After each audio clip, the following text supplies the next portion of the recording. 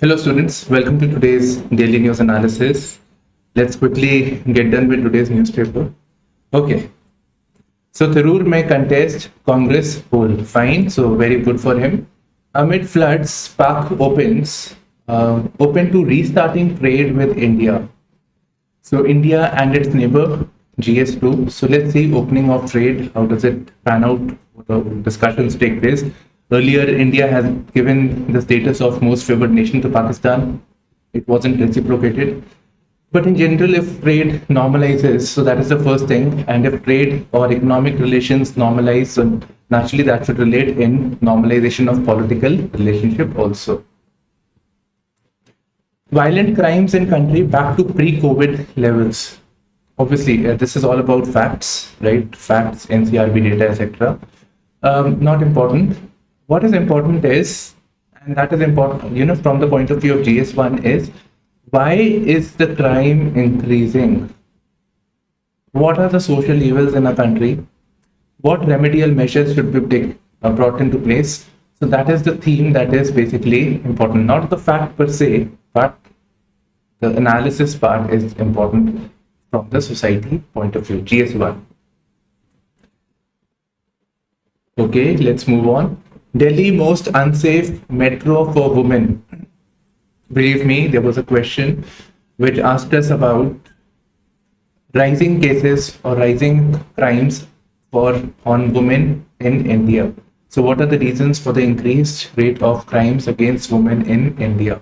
And actually Delhi is the capital, so Delhi specific data, you can use that also. Okay, and in mocks also, like mock, like mock questions that I framed. So this is a question that I've been framing from a very long time. Okay, so when you are approaching such type of questions, you will need NCRB data, right? So NCRB data on anything, you can use it over here. So any data to indicate that actually the crimes are increasing, so that you should have. Then what are the reasons responsible for it? Now, typically the police would say that this is an educated society, Delhi, capital of the country. There is more registration of FIR, so that is the reason, right? So more cases are being registered. And that is the main reason, basically, which the authorities would basically say. But there are other issues also responsible for crime, right? So other issues also, you have social mindset, gender norms, unsafe public places. So those points should also come into picture. Then what is the government doing about it? Several safety initiatives are being carried out with women and children in mind, right? So we should have these measures. Now we know that there is a scheme known as Nirbhaya also, in light of the unfortunate incident of the Delhi gang rape. Okay. Now here we can see one more issue. Training sessions are being held for senior citizens. So if you're talking about women, what is often ignored in society part is that we have senior citizens in our country that needs to be tended to. And the crime against senior citizens are also on the rise. And when we talk about senior citizens, one more thing, geriatric healthcare, that is healthcare for senior citizens. And with age, I'm talking from the point of view of GS1, with aging taking place, with the population is now a youthful population, the birth rate, like let's say 15 to 65, so this is the majority that we have, the birth rate is declining. So we are going to have this population that is in bulk, they will age, but the replacement is not at that rate, the replacement levels or birth rate is not at that rate that it can replace this population. So we are going to have more of this aging population. So what needs to be done with that? So again, from the point of view of safety, we have it. From the point of view of their social security, pension, insurance, healthcare, so that point of view. And besides, I would like to add one more issue, that is dementia, right? So need for a dementia policy. Then homelessness. So all that actually will come under the social security part. Okay, let's move forward.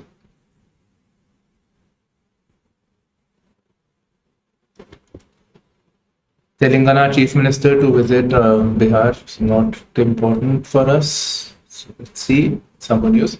Yeah, opinion section. So one is the Congress conundrum keeps happening, right? So organizational polls must steer its workers through life if the party is to survive. Fine. So in need for inner party democracy, not just for Congress, I think any political party in our country. More importantly for Congress. Okay. There are no easy answers to the freebie issue.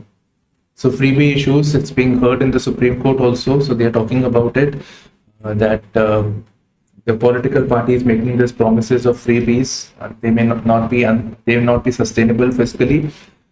They are offering irrational subsidies, irrational freebies.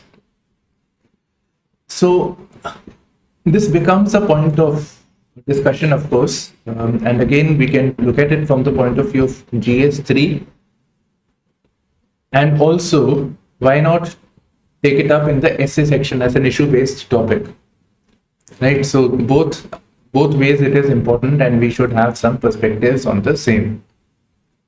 Okay. So one thing that this article starts with, I mean, this line I normally focus here, the presumption that the parties are oriented towards short-termism.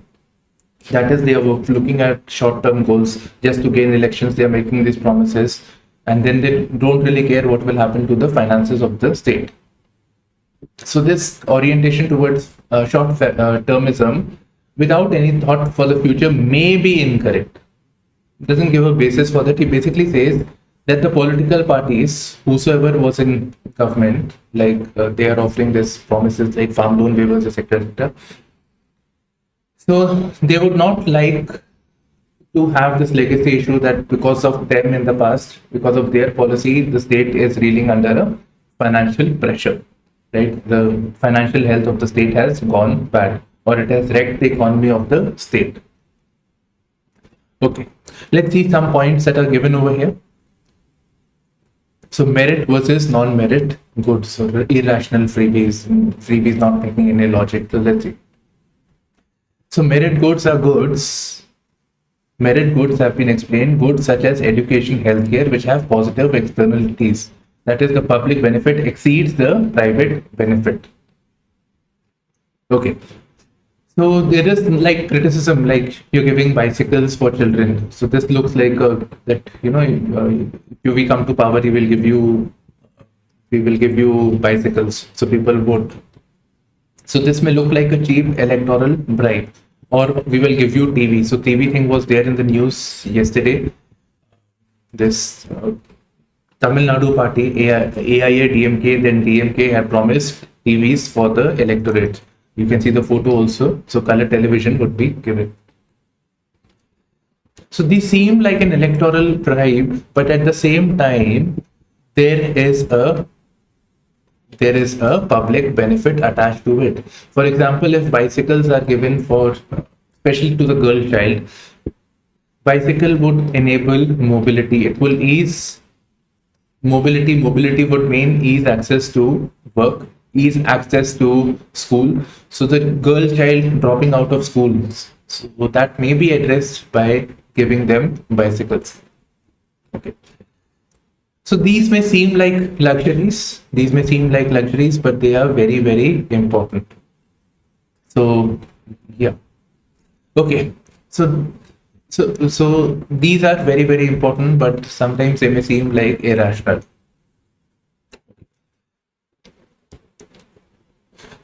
So here we have a quote of N.V. Ramanna. So he says that you elite lawyers cannot understand what are the benefits for a bicycle for a student, equipment for a body tapper, or an iron for a washerman. But they are tools for uplifting the life of the beneficiaries. Then there is a reference of this judgment, that is S. Subramaniam Balaji versus Government of Tamil Nadu. So this was this case in 2013, and this was with reference to this television issue, with the Tamil Nadu political parties offering television if they are voted into power.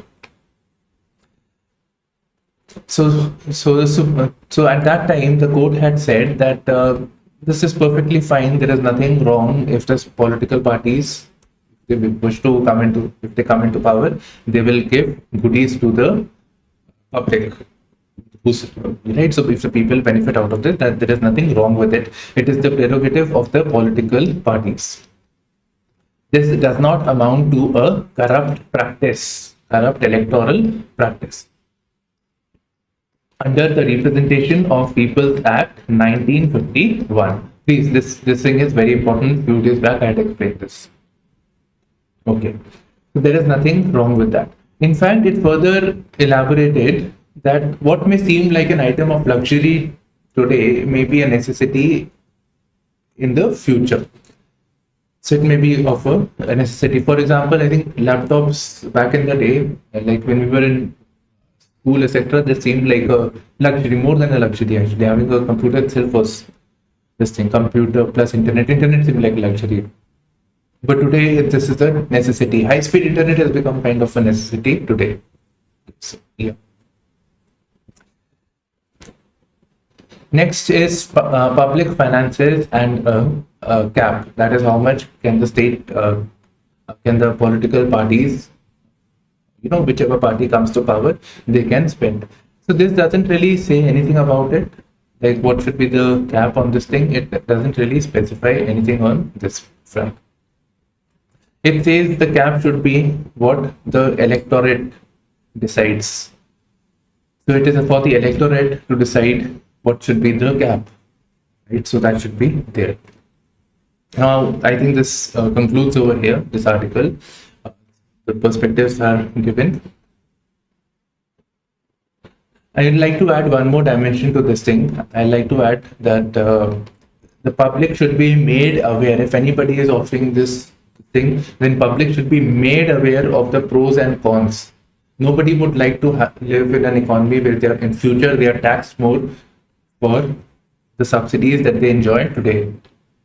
So they should be informed better on this issue. Some sort of body, some sort of agency should be there, or some sort of an enforcement should be there on the political parties, that in their manifesto they have to clearly specify as to how the resources would be generated.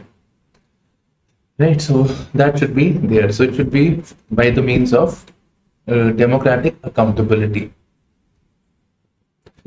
I have not done this article, curbing the patriarchal mindset of the legal system.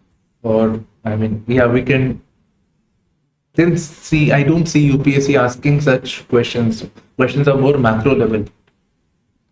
Macro level means they don't go very deep into those issues unless something has been really there in the news.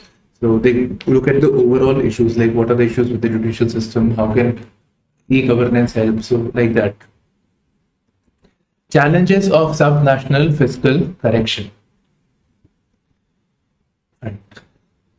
1 second.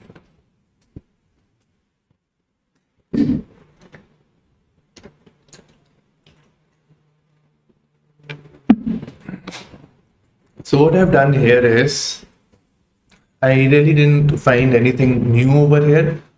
All I found was some data at this place. And that is what I felt was important. But then I thought it should be revised nevertheless. Right, this fiscal federalism, this topic of fiscal federalism is very, very important. It's been there in the news. Your upcoming mains are also going to come, so this is important. So some points I have consolidated over here. So one issue is of the GST, which this article is also talking about. Right, so one thing is about the GST. Okay. So we are seeing is that earlier the states had their own set of taxes, the center had their own set of taxes. Now all of these taxes, indirect taxes, are clubbed into the GST. And the GST is decided by the GST Council, in which there is a union and states have representation. Union has 1/3 weightage. The view of the union has 1/3 weightage and states have 2/3 weightage. Right. So GST Council decides it. Now let's say, like in this present situation, when things are not very good, fiscally speaking, the things are not very good for the states. So states have now very limited room for raising revenue. So the scope of raising revenue by increasing taxes. Let's say Andhra Pradesh says that we have formed a new capital. Our financial condition is not very good. We have to make this new capital, and we have to spend more on healthcare. Maybe this cyclone had come. We want to raise more revenue. Our financial health is not good. Or West Bengal says that our power sector debt is very, very high. We need to raise revenue. So to raise revenue, one of the ways is raising taxes. Right? So taxes have to be raised. And for states, primarily the taxes are used to come from sales tax. So when anything you bought, so in that you used to pay VAT earlier before GST. So that was the primary source. Now the states do not have that scope because everything is decided by the GST Council collectively. GST is same across the country. So states do not have, but union, you'll find union, if they need to raise revenue, they will have a cess, they will have a surcharge. It says that the tax on tax for a specific purpose. Right, surcharge is additional tax basically. Okay, then we have discretionary grants. We have two types of grants that flow from union. Remember, union collects income tax, corporate tax. Union has a preference actually when it comes to revenue powers. Okay, so union raises revenue and some of it keeps with itself, about 60%. 40% is to be given to the states, various states. This is based on a formula. For example, in states also we have Arunachal Pradesh, you have Andhra Pradesh, you have Tamil Nadu, you have Uttar Pradesh. So how will this money be allocated amongst the states? So this is based on a formula given by the Finance Commission and accepted by the union. So it is based on that. So these are coming under statutory grants. They have to be given. This has to happen, right? So this is statutory grant. Statutory again means by statute, by means, or by means of law. Then the parliament, the constitution also provides for discretionary grants. That is, it is the discretion of the union to give grants to the states.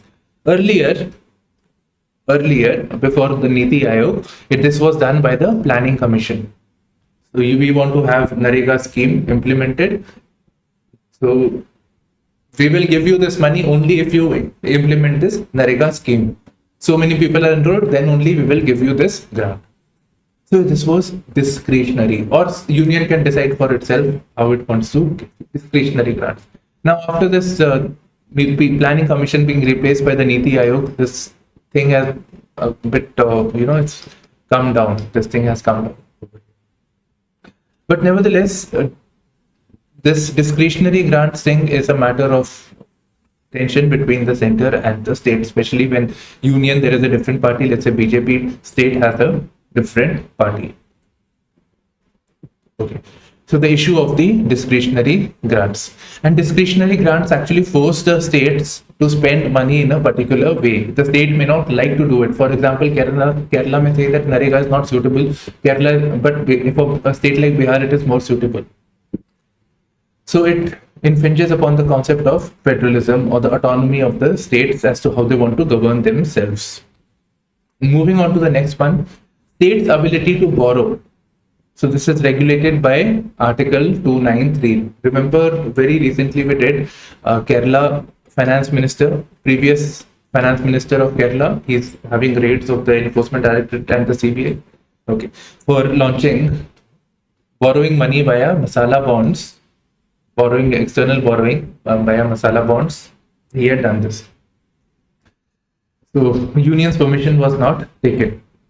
So state's ability to borrow is highly regulated and they have to seek permission of the union. It is not in favor of theirs actually. That is a problem. So these are some issues over here. The next is the new facets of terrorism. Not much actually. I was hoping to get more, but this article is basically telling us about some recent incidents. For example, the attack on Salman Rushdie. We can talk about that. Recently, the attack had taken place. Then we have Salman Rushdie. Then we had this Russia-Ukraine war. So conservative ideologue of Russia, Alexander Dugin. Right, so some incidents have taken place. This is very similar to the lone wolf attack. So that is one facet of terrorism. Because I'm interested more in the GST, not so much in this article, right? Okay, so that is one thing. Besides, I was thinking on more lines. So lone wolf attack again. This can be a standalone question. Okay, moving on to next thing. I think if we look at new facets of terrorism, another facet is the emergence of technology, emergence of cyber terrorism, cyber warfare, cyber terrorism. So technology and terrorism we can combine together. Technology for social media, and social media can be used for radicalizing people. Technology providing better encryption to the terrorists against the state agencies. Right, so technology has empowered almost everybody, including the terrorists, and not the state agencies alone. Okay. Then state-funded non-state actors. Fine, so this is a trend that we see. State is funding non-state actors for the proxy wars, cross-border terrorism. So that is also there. It's not very recent, but it is a special. It's still a new facet of terrorism. What if, and when we talk about Iran, nuclear program, and Iran's association with Hezbollah and other militant groups, Houthi in Yemen, what if the state provides nuclear resources or this nuclear weapons, etc., small scale nuclear weapons also come into the hands of the militants, extremists? Then what? There is this concern over proliferation of nuclear technology, nuclear weapons to the terrorists. So that is also a new facet of terrorism. Okay, so let's move forward. Bringing up on the charges over here, right? So this is again this NCRB data. So the same analysis has been given. Some quick facts over here. 10% slump in the currency. So 10 in paisa, 10 paisa. Geo push for 5G. Flood toll in Pakistan. Prime Minister Modi has given a statement also that we are with Pakistan in this difficult times, something like that. Traffic accidents. In fact, in this Indian Express, I think I've shared it on the Telegram also. The economics of traffic accidents, so that obviously with traffic accidents taking place, people are dying because of that. So youth, mostly in the youthful population. So there is a socio-economic perspective to it. So this is very important, I feel. GS3, it can be in anything actually. The way UPSC asked this question, so I will not mark this. Okay. So yeah, so traffic accidents. So how I put it is, one is we can look at it from this way that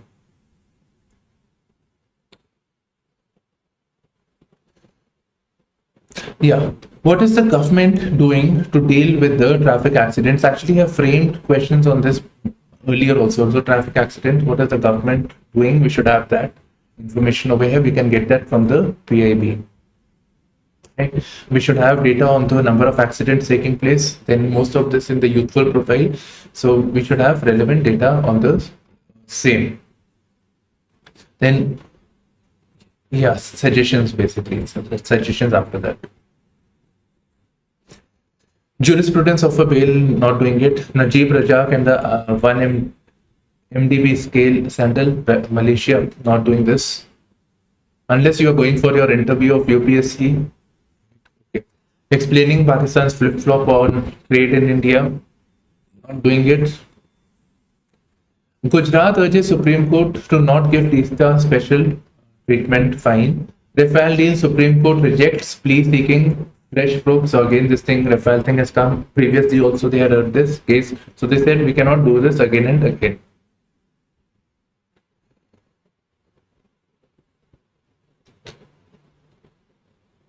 So light combat helicopter is there. So Mi-35 copter squadron in service being sent for overhaul.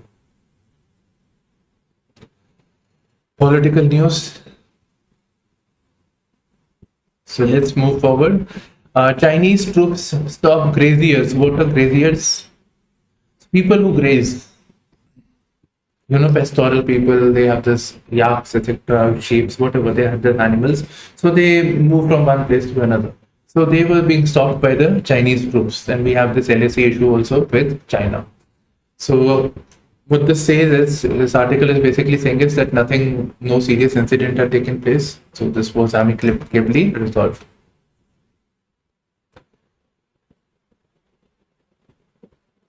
Tribe categorization work delays benefits under seed. Just interested in what is this seed over here, right? So let's see what is this. So tribe categorization is a task that was being undertaken by unions such Social Justice Ministry. Right, so yeah, be careful. There is a Ministry of Tribal Affairs. There is a Ministry of Social Justice. Okay, so you have to be careful with this MCQs. Okay, that way. Okay. Next is, what is the scheme seed known as?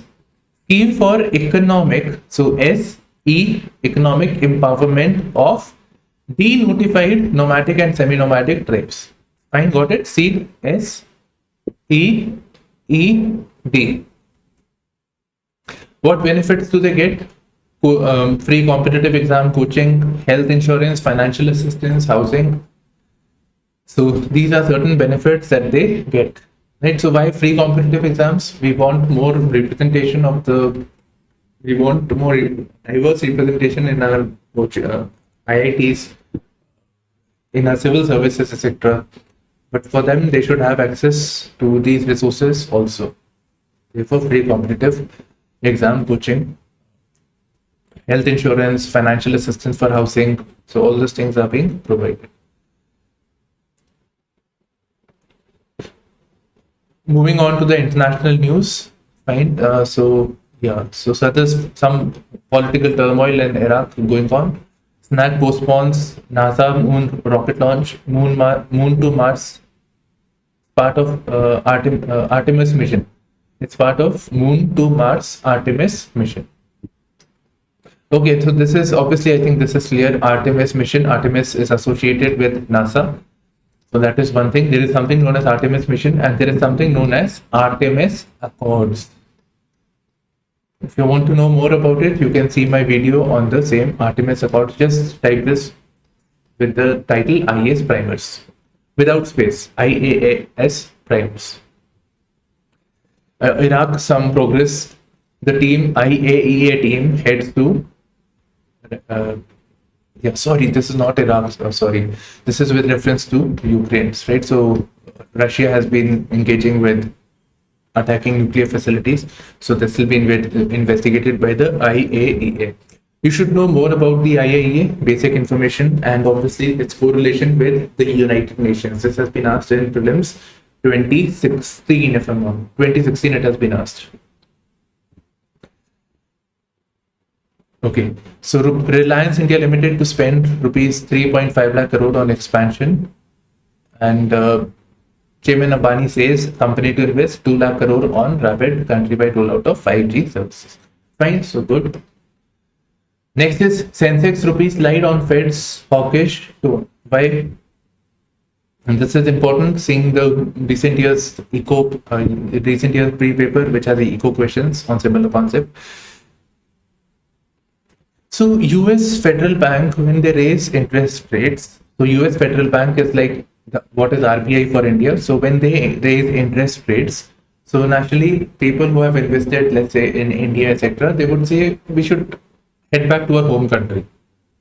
They will sell whatever the savings are there, they can move to their home country. So it is normally expected that there will be outflow of capital, especially for foreign portfolio investments, back to USA, because they're getting better interest rate. Actually, not really better interest rate, because this is very, very less as compared to India. Right? India, it will be 7-8%, but in US, it will be 1-3%, something like that. But the thing is that in US, obviously you are having your investments in dollar, but in India, you have your investments in rupees. So obviously somebody who's investing in Indian markets, they'll be investing it in rupees. So they will convert the dollar to rupees. So there is always a currency risk. Tomorrow dollar may appreciate you invested, let's say they invested at $70, 70 rupees per dollar, so that rate, and now the same person has to spend 80 rupees per dollar. So somebody previous year who did it 70, you could have exchanged it at this thing, and now it is at 80. So one has to factor in the currency risk also. So many people believe that it is a better option to leave this market, move to USA, whichever Europe, whichever country they are doing. Right, so and US dollar is more important. US thing is more important because dollar is also the currency of the world trade.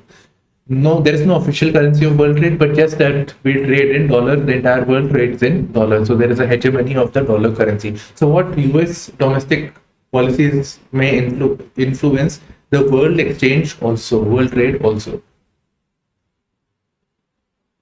Okay, so something on the RBI mulls fraud registry to check banking frauds. So let's see what they do with this. Right, so this is it actually. So this basically concludes. We have some sports news then. So this is it. Right, so bye bye, take care, and all the best.